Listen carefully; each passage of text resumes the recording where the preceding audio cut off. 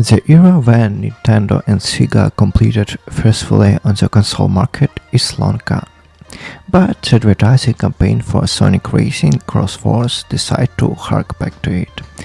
In public appearances and commercials, Sega repeatedly compared their project to Mario Kart World, claiming it's available on more platforms, support crossplay, and stick to classic kart racing without trying to shoehorn in an open world. Of course, competing with the big N in sales is pointless. Almost every Switch 2 owner bought Mario Kart World, but in terms of gameplay, Sonic Racing Crosswords nailed it. It appealed not only to those disappointed by Nintendo's latest racing arcade, but also to Gen fans craving something fresh and relevant on PC and home consoles. They really didn't experiment with the format. No open world here, and initially only one Grand Prix champion is available, and locking the rest upon completion. The Grand Prix consists of 4 races. The first 3 take place on 3 separate, unconnected locations, while the final combines the regions into one to test the skills you honed on the tracks. The winner is determined by the points earned in each race, with the fourth one awarding of healthy bonuses for first place. Each race has 3 laps, and the most exciting is always the second. That's when a crossword from the title kicks in. After reaching the finish straight for the first time, you drive into a portal and teleport to an entirely different region. You might warp from a snowy blizzard location to a museum of rare cars, or from steampunk city to jungles teeming with walking dinosaurs. There are 50 parallel worlds in total, randomly selected each time from a shared pool, so even the same Grand Prix is feel different thanks to the ever-changing second lap. Visually, the mechanics isn't implemented as smoothly as say in Ratchet and Clank Rift Apart. As you approach the portal to another world, you see a low-quality render of it, and the transition happens with a brief flash. But gameplay-wise, the portals work brilliantly. Your speed doesn't drop, your direction stays the same, and you can even dodge incoming enemy items by wrapping away in a time. Thanks to the portals, race feels incredibly fast despite the 3 laps, and the first and third laps aren't identical. The condition shifts slightly by the end, with new obstacles appearing for existing ones transforming. That said, Crosswords seems to lack truly stand out. Memorable tracks that stick with you after a long session. There are almost no boring or poorly designed ones.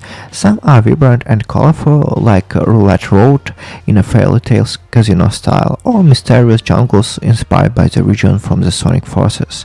Others are just charming and atmospheric, like the Opotas track with a quick architecture or ocean view, which hops from one Sonic racing game to the next. But there's no tracks that make you gasp in awe at their design, like Rainbow Road in Mario Kart. All the regions are just constantly solid, none stands out from the pack. Still, there's not a flaw in the gameplay is engaging on every track, and in Crosswords it absolutely is. The controls are simple and intuitive, but you need to get used to actively using all the mechanics. Many revolve around acceleration. For instance, hold the drift button in turns to build charge, and the higher the level, the bigger the speed boost. But this applies when you are on roads, which isn't always the case here. Vehicles sometimes turn into planes or boats. On water, for example, there is no traditional drift. Holding the same button prep you to jump, to snag boost rings or airborne coins. Beyond the acceleration button, you build speed with tricks performed via the left stick after bumps or big drops. Plus, collecting rings, like coins in Mario Kart, gives a speed bonus. But rings are easy to lose. Every collision with obstacles or rivers costs fuel. At first, when you're still fumbling the controls and crashing into everything, the constant ring loss sound get annoying. But with practice, you nail turns, drift smoothly, and barely notice it anymore. Experience also help you figure out your preference playstyle and the most comfortable vehicles.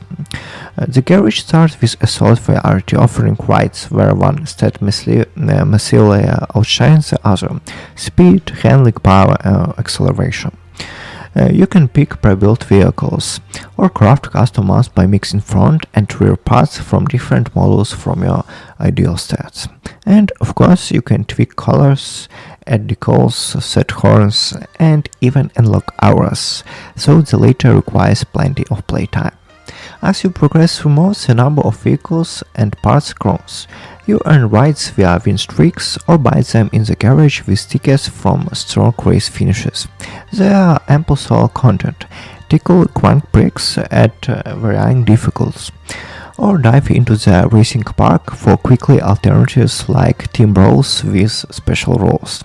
For instance, players must play into 3 squads of 4, where bumping teammates feels a shared team boost matter, or jumps into extreme march with the game's most powerful items, ramping up to the heavens beyond standard race. What CrossForce lacks is a full-fledged story campaign. Even without it, there's a ton to do. Tackle challenge for titles, complete Grand Prix, win tickets to buy out the shop, race player goals for records, then hop into multiplayer, where low ranks are bot heavy, but high ones filled with real players, and crossplay ensures queues stay short. A story isn't strictly necessary, but it wouldn't fit perfectly. Rudimentary elements exist in the voice character lines. In AI races, one reel is designed to main antagonist. They handle best, react to your success and failures with start line banter, frustration when paced, or gloating if they pull ahead. This couldn't build into the full campaign with dialogues, but alas, instead they added a progression system to attach bonuses to your vehicles, unlocking more as you win. These devices load into a panel whose capacity grows over time.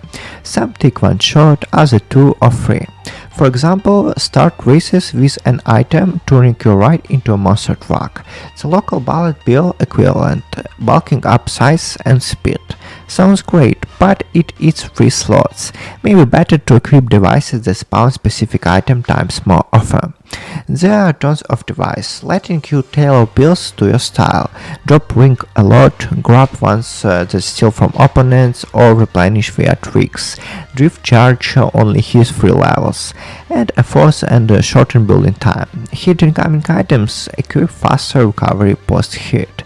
Most bonuses feel impactful without breaking balance. It's hard to put down Sonic Racing CrossForce. Nintendo New Mario Kart direction didn't click for everyone, and exclusively look some out entirely. No matter you camp, Sega later delivers fun. Tracks are bright and lively. Mod is planned for dozens of characters, and customization usually deep for the genre. Plus, active support with a paid and free content, including collab, is planned. So to sum up, Pros is a huge variety of tracks and worlds, dozens of chapters, including quests, tons of vehicles with distinct stats, mixable for custom rides, device system tailors gameplay to your strange weakness, and plenty of mods and activities to keep it fresh and long term. And cons is no truly standout tracks that eclipse the rest, lack of the full story campaign, and items in match mostly mirror of Mario Kart. So thank you for watching, please don't forget to subscribe.